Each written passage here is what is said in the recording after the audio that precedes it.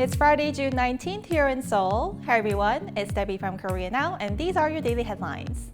With tensions rising fast here on the Korean peninsula following North Korea's recent provocations, the South Korean government and the United States are seeking countermeasures to prevent the situation from getting worse.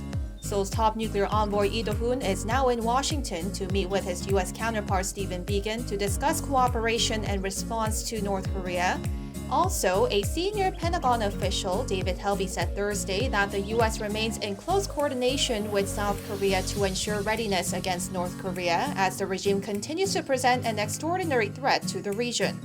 Meanwhile, critics are questioning the role of the so-called working group between Seoul and Washington, as the North Korean leader's powerful sister Kim Yo-jong stressed in her latest statement that North Korea felt angry about South Korea's working group with the U.S., claiming that it was blocking the North from getting sanctions relief.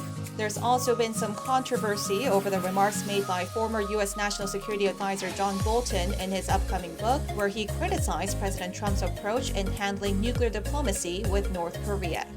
South Korea has asked the World Trade Organization to open a dispute settlement panel to deal with Japan's export curbs against Seoul. Last year, Seoul had dropped its WTO complaint against Tokyo in a goodwill gesture to seek a breakthrough in the trade route that began in July 2019 when Japan suddenly put a ban on shipping of 3 key materials that are critical to South Korea's chip and display industries. But despite South Korea's repeated calls to resolve the issue, Japan has been slow in lifting the curbs. South Korea believes Japan's export curbs are a retaliation against a Seoul court's ruling in 2018 that ordered Japanese firms to compensate the Korean victims of forced labor during Japan's colonial rule. A recent survey showed that around 3 out of every 10 people in South Korea believe that having kids after marriage is unnecessary.